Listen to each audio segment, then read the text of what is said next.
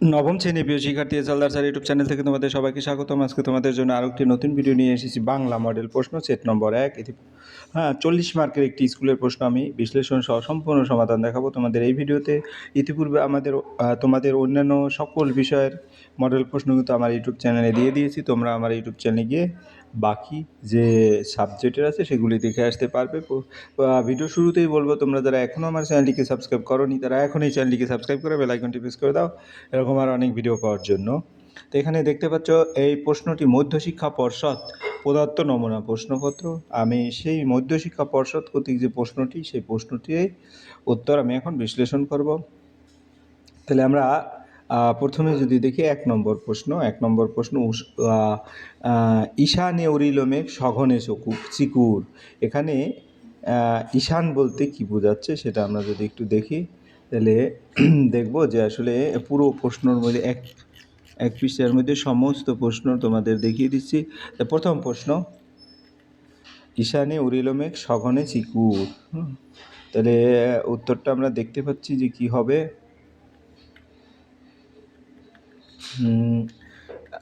তারপরে ইলিয়াস তাকে একটি বাড়ি উপহার দিল, গরু ঘোড়া ছিল। তাহলে আমরা প্রথম প্রশ্ন হচ্ছে, প্রশ্নের আগে আমি যদি বলি তোমাদের সিলেবাসটা একটু দেখিয়ে দিই সিলেবাসে কি কি আছে। তোমার গিয়ে হলো পদ্য, কলিঙ্গ দেশের ঝড় বৃষ্টি, নোঙর, গদ্য, ধীবর বৃত্তান্ত, ব্যাকরণ, ধ্বনি ও ধ্বনি পরিবর্তন। যাই হোক, আমার ঈশানে উরিলমেঘ সঘনে চিকুর, এটার উত্তর যদি আমরা দেখি তাহলে দেখতে পাবো এখানে ঈশানে উরিলমেঘ সঘনে চিকুর হচ্ছে উত্তর পূর্ব কোণে, অর্থাৎ আমার উত্তর হচ্ছে খ নম্বর। পরের প্রশ্ন হচ্ছে ইলিয়াস তাকে একটি বাড়ি দিল, কিছু গরু ঘোড়া দিল। ইলিয়াসের এসব দিয়েছিল কাকে? এসব দিয়েছিল তার ছোট্ট ছেলেকে, অর্থাৎ গ নম্বরে হচ্ছে গ নম্বর। এরপরের প্রশ্ন, কারণ ছোট্ট ছেলেও তার ঝগড়াটে স্ত্রী বাড়ি থেকে তাড়িয়ে দেওয়ার সময় ইলিয়াস তাদের এই সম্পত্তি দেয়। এরপরে 1-3 প্রভু আজ আমার সংসার চলবে কিভাবে? বক্তাকে প্রথম রক্ষী, দ্বিতীয় রক্ষী, জেলে না রাস চালক? আমরা যদি দেখি এই বক্তা হচ্ছে জেলে, কারণ ধীবরে তো এখানে জেলে নিজের দারিদ্র্যের কথা জানিয়ে কথা বলেছিল।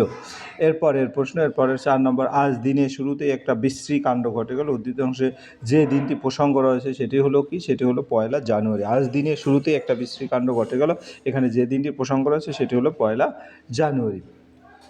এরপরের প্রশ্ন সমবর্ণ লোপ, এর ক্ষেত্রে 1/5, এটা ব্যাকরণের। দুটি সমধ্বনির মধ্যে উত্তর কোনটি হবে? দুটি সমধ্বনির মধ্যে একটি ধ্বনি, খ নম্বর, লেখা এবং কথা দুই ক্ষেত্রে লোপ পায়, অর্থাৎ আমার খ নম্বর। সমধ্বনি বর্ণ পাশাপাশি এলে একটি ধ্বনি লোপ পায় এবং তা লেখাতে উচ্চারণে প্রযোজ্য।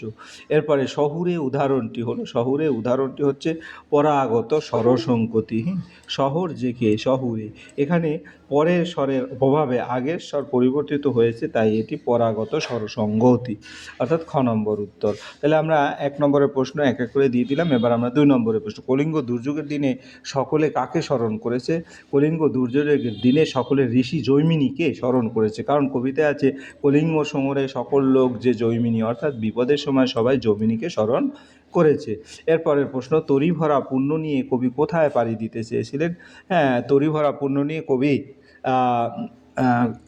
কবি তরি ভরা পুণ্য নিয়ে দূর সিন্ধু পারে পাড়ি দিতে চেয়েছেন, কারণ কবিতা আছে পাড়ি দিতে দূর সিন্ধু পারে, এখান থেকে উত্তরটা এসেছে।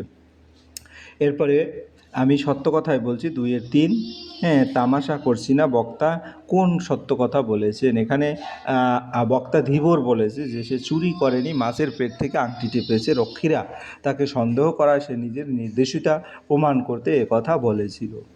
এরপরের প্রশ্ন, প্লেটোর দোরগোড়ায় কী লেখা ছিল? জানিস প্লেটোর দোরগোড়ায় কী লেখা ছিল? বক্তা জানিয়েছেন। এখানে প্লেটোর দোরগোড়ায় লেখা ছিল হলো, যে জ্যামিতি জানে না, যে অঙ্ক জানে না, সে এখানে প্রবেশ করো না। এই উক্তির মাধ্যমে বোঝানো হয়েছে যে জ্ঞানার্জনের জন্য গণিত বিশেষত জ্যামিতির গুরুত্ব অপরিসীম। দাম গল্পে অঙ্কের মাস্টারমশাই একইভাবে বিশ্বাস করতেন যে অঙ্ক না জানলে শিক্ষার পূর্ণতা আসে না, তাই তিনি ছাত্রদের অঙ্ক শেখাতে কঠোর ছিলেন। পরের প্রশ্ন, ধীবর বৃত্তান্ত নাট্যাংশে হ্যাঁ, কোন ভূমিকা পালন করেছিল? ধীবর বৃত্তান্ত নাট্যাংশের আস্বালক হচ্ছে ধীবর রুই মাছ কাটতে গিয়ে মাছের পেটের ভিতরে যে আংটিটি পেয়েছিল শকুন্তলার হারানো। হ্যাঁ, ধীবর বক্তা নাট্যাংশে ধীবর কীভাবে আংটিটি পেয়েছিল সেটা বলা হচ্ছে। হ্যাঁ, তাহলে ধীবর রুই মাছ কাটতে গিয়ে মাছের পেটের ভিতরে থেকে আংটিটা পেয়েছিল। শকুন্তলার হারানো আংটি মাছ খেয়ে ফেলেছিল, পরে ধীবরের হাতে আসে। এরপর ধীবর বক্তা নাট্যাংশে রাজশালক কোন ভূমিকা পালন করেছিল? রাজশালক সত্য যাচাই করে রাজাকে বিষয়টি জানান এবং বিচার প্রক্রিয়ায় গুরুত্বপূর্ণ ভূমিকা নেন। তিনি ধীবরকে রাজা দরবারে নিয়ে গিয়ে সত্য উদ্ঘাটনে সাহায্য করেন। এরপর পরের প্রশ্ন হচ্ছে ঠিক ঠিক মনে পড়ছে কোন ঘটনার কথা বক্তার মনে পড়ছে? হ্যাঁ, বক্তার মনে পড়ছে তাদের অতীত জীবনের কথা, যখন তারা ধনী ছিল কিন্তু প্রকৃত সুখ পায়নি। বর্তমান দারিদ্র্যের মধ্যে তাদের উপলব্ধি করে যে আগের ঐশ্বর্যপূর্ণ জীবনেও শান্তি ছিল না। এরপরে কোন দুটি প্রত্যয়কে তুলনামূলকভাবে তদ্ধিত প্রত্যয় বলা হয়? কোন দুটি? এটা হচ্ছে তর এবং তম, এই দুটি প্রত্যয় দ্বারা তুলনা বোঝানো হয়, যেমন বড় বড়তর, বড়তম। এরপরের প্রশ্ন, মধ্য স্বরালোপের একটি উদাহরণ দাও। মধ্য স্বরালোপের একটি উদাহরণ হচ্ছে করিয়া, করা। এখানে মাঝের স্বরধ্বনি লোপ পেয়েছে, তাই এটি মধ্য স্বরালোপের উদাহরণ। এরপর পরের প্রশ্ন, রিকে মিশ্রধ্বনি বলা হয় কেন? রিকে মিশ্রধ্বনি বলা হয় কারণ রি স্বর ও ব্যঞ্জনের মিলিত ধ্বনি হওয়া মিশ্রধ্বনি। এতে স্বরধ্বনি ও ব্যঞ্জনধ্বনি বৈশিষ্ট্য একসঙ্গে থাকে, তাই একে মিশ্রধ্বনি বলা হয়। এরপর পরের প্রশ্ন, কম বেশি 15টি ব্যাখ্যা। কলিঙ্গ দুর্যোগের দিনে সকলে কাকে স্মরণ করেছে? তারপরে তরি ভরা পণ্য নিয়ে এভাবে তোমার টোটাল যে প্রশ্ন সেটা আছে। আমরা এবার 3 নম্বরের প্রশ্ন, কলিঙ্গ সংগরে সকল লোক যে জৈমিনী পরে জৈমিনীকে কলিঙ্গ লোক কোন পরিস্থিতি তাকে স্মরণ করেছে? কলিঙ্গ সংগরে সকল লোক যে জৈমিনী পরে জৈমিনী কে? জৈমিনী ছিলেন প্রচুর প্রাচীন ভারতের একজন বিশিষ্ট ঋষি ও মহাভারতের একজন রচয়িতা। তিনি ধর্ম ও নীতির প্রচারক হিসেবে পরিচিত। কবিতায় কলিঙ্গ দেশে এক ভয়াবহ প্রাকৃতিক দুর্যোগের বর্ণনা পাওয়া যায়। আকাশ কালো মেঘ ঢেকে যায়, প্রবল ঝড়, মুষলধারে বৃষ্টি শুরু হয়, ঘরবাড়ি ভেঙে পড়ে, শস্য নষ্ট হয়ে যায় এবং চারিদিকে জলমগ্ন অবস্থায় সৃষ্টি হয়। মানুষ চরম আতঙ্ক দুঃখে পড়ে যায়। এই বিপদের সময় তারা অসহায় হয়ে পড়ে বা মুক্তির আশায় জৈমিনীকে স্মরণ করতে থাকে। এরপর পরের প্রশ্ন হচ্ছে আমার, এ তীরের মাথা ঢুকে সমুদ্রের দিকে তারা ছোটে। কোন তীর? পংক্তিটি অন্তর্নিহিত অর্থ বিশ্লেষণ। এখানে তীর বলতে নদীর তীর বোঝানো হয়েছে। কবিতায় জোয়ারের ঢেউ ফুলে ওঠে, সঙ্গে সঙ্গে আঘাত করে সমুদ্রের দিকে ছুটে চলছে। এই দৃশ্যের মাধ্যমে কবি গভীর প্রতীকী অর্থ প্রকাশ করেছেন। ঢেউয়ের এক অস্থির গতি মানুষের জীবনে সংগ্রাম, অস্থিরতা, অজানার দিকে এগিয়ে যাওয়ার ইঙ্গিত দেয়। কবির বাণিজ্য তরী তীরে আটকে থাকলেও ঢেউ অবিরাম সমুদ্রের দিকে ছুটেছে। এতে মানুষের ইচ্ছা ও বাস্তবতার মধ্যে দ্বন্দ্ব, মুক্তির আকাঙ্ক্ষা প্রকাশ পেয়েছে। মূল কথা, ঢেউ অস্থির জীবন, সমুদ্র অজানা, মুক্তি। এরপর পরের প্রশ্ন হচ্ছে, দুশ্চিন্তার অন্ত ছিল বক্তাকে তার জীবনে, অর্থাৎ 4 নম্বরের দুটি প্রশ্ন। তাহলে উক্তিটির বক্তা হলো ইলিয়াসের স্ত্রী শ্যামশ্যামী। তিনি তাদের অতীত জীবনের অভিজ্ঞতার বর্ণনা করতে গিয়ে এই কথাটি বলেন, যখন ইলিয়াস তার স্ত্রী বিপুল ধন সম্পত্তির অধিকারী ছিলেন, তখন বাহ্যিক সুখ স্বাচ্ছন্দ্য থাকলেও তাদের মনে কোনো শান্তি ছিল না। প্রচুর গবাদি পশু ও জমিজমা সম্পত্তি রক্ষা করা ছিল অত্যন্ত কঠিন কাজ। চোর ডাকাতের ভয়, পশুর রোগ, মরক, খাদ্যের অভাব, কর্মচারীদের দেখভাল, এসব নিয়ে সবসময় উদ্বেগে লেগেই থাকতো। এই মুহূর্তের জন্য তারা নিশ্চিন্ত থাকতে পারতেন না। ভুলে ধন সম্পদ থাকা সত্ত্বেও তাদের জীবন দুশ্চিন্তার অন্ত ছিল না। এই উক্তির মাধ্যমে বোঝানো হয়েছে যে অতিরিক্ত সম্পত্তি মানুষের জীবনে শান্তির পরিবর্তে উদ্বেগ বাড়িয়ে তোলে। মনে হলো স্নেহ মমতা ক্ষমার এক মহাসমুদ্রের ধারে এসে দাঁড়িয়েছি। কার মনে এমন মনে হলো? কেন এমন মনে হলো? এই অনুভূতি হয়েছিল মোহাম্মদ শাহর বাড়িতে আগত অতিথিদের। তারা ইলিয়াস এবং তার স্ত্রীর বর্তমান জীবনযাত্রা ও তাদের কথাবার্তা শুনে গভীরভাবে প্রভাবিত হয়েছিল। ইলিয়াস ও তার স্ত্রী জানিয়েছেন যে ধনী অবস্থায় তারা কখনো প্রকৃত সুখ পায়নি, কিন্তু সব হারিয়ে সাধারণ জীবনযাপন করতে গিয়ে তারা মানসিক শান্তি ও পারস্পরিক ভালোবাসা ও ঈশ্বর চিন্তার সুযোগ পেয়েছে। তাদের কথায় কোনো হিংসা, দুঃখ বা অভিযোগ ছিল না, বরং ছিল সন্তুষ্টি, সহনশীলতা, ক্ষমার মনোভাব। এই গভীর মানসিকতা, সরলতা ও জীবনের সত্য উপলব্ধি দেখে অতিথিদের মনে হয় যেন তারা স্নেহ, মমতা ও ক্ষমার এক বিশাল মহাসমুদ্রের সামনে দাঁড়িয়ে আছে। এই উক্তির মাধ্যমে ইলিয়াস দম্পতির মহান মানসিকতার পরিচয় পাওয়া গিয়েছে। এরপরে আমরা চলে যাব 5 নম্বরের প্রশ্ন। 5 নম্বর, সেই আংটি দেখে মহারাজের কোনো এক প্রিয়জন তাকে মহারাজের প্রয়োজনের কথা মনে পড়ার রাজা কী করেছিলেন? আপনারা অনুগ্রহ করে শুনুন বক্তাকে এবং বক্তব্যটিকে। দুটো প্রশ্ন।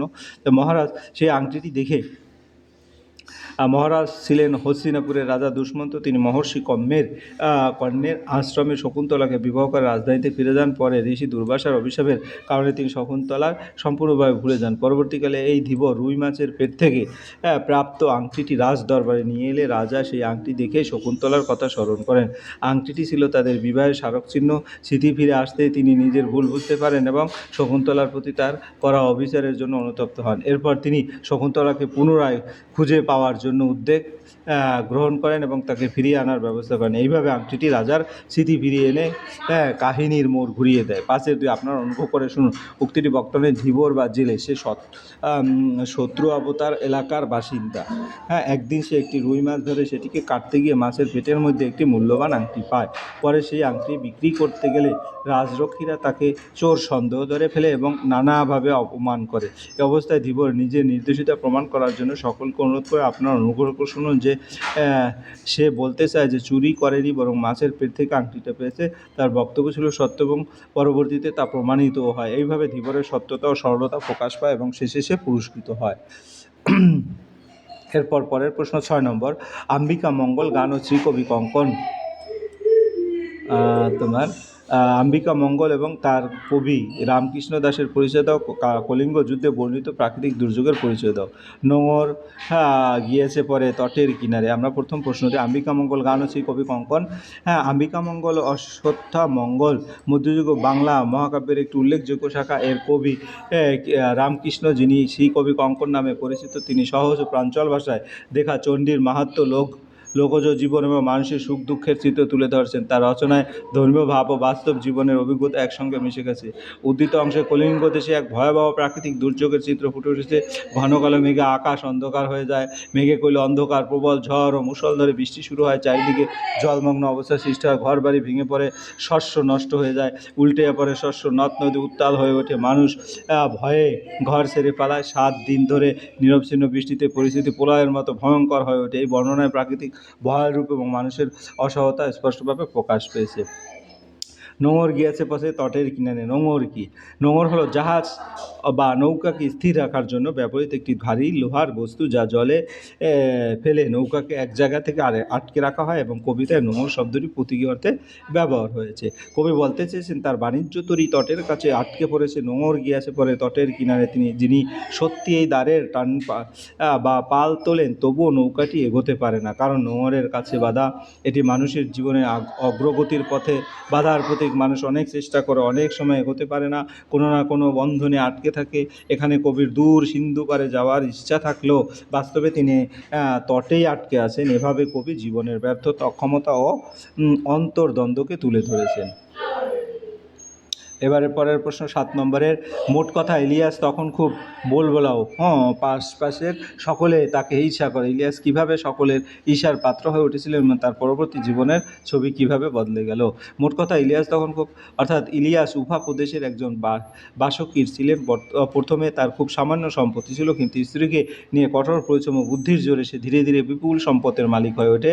35 বছর পরিশ্রমে সে 200 ঘোড়া, 150 গরু, মোষ এবং 1200 ভেড়ার মালিক হয়। তার বাড়িতে দূর দূরান্ত থেকে অতিথিরা আসতো এবং সে তাদের আন্তরিকভাবে আপ্যায়ন করত।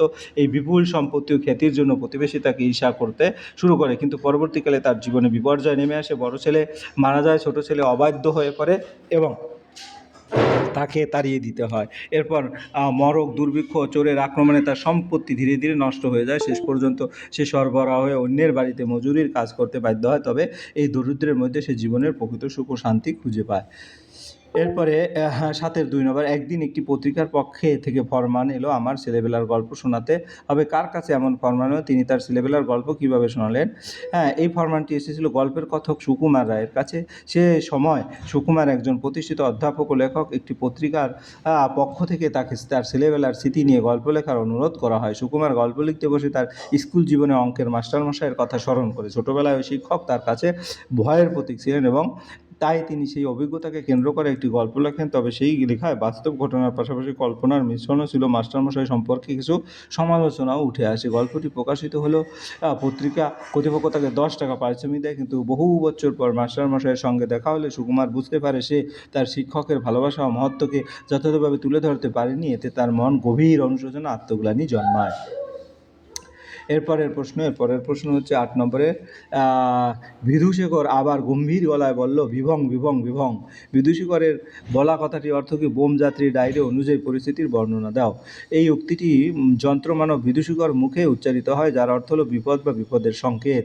হ্যাঁ, বোমযাত্রী ডায়েরি গল্পে মঙ্গল গ্রহে অবতরণের পর প্রফেসর শঙ্কু এবং তার সঙ্গীরা প্রথমে কোনো বিপদের আভাস পাননি। চারিদিকে অদ্ভুত পরিবেশ, লাল নদী, নীল গাছপালা দেখে তারা বিস্মিত হন, কিন্তু বিদূষিকর যেহেতু একটি উন্নত যন্ত্রদানব, সে আগ্রহ বিপদের সম্ভাবনা অনুভব করেছিল, তাই সে বারবার বিভং বিভং বলে সতর্কতা দিতে থাকে। অল্পক্ষণ পরেই সত্য প্রমাণিত। হঠাৎ অদ্ভুত চেহারার মঙ্গলীয় প্রাণীদের দল তাদের আক্রমণ করে। সে প্রাণীরা জন্তু, মানুষ ও মাছের মিশ্র রূপের মতো হলে ফলে পরিস্থিতি অত্যন্ত ভয়ঙ্কর হয়ে ওঠে। অতএব বিদূষিকর এই উচ্চারণ ছিল আসন্ন বিপদের পূর্বাভাস, যা গল্প উত্তেজনা রহস্যর সৃষ্টি করে।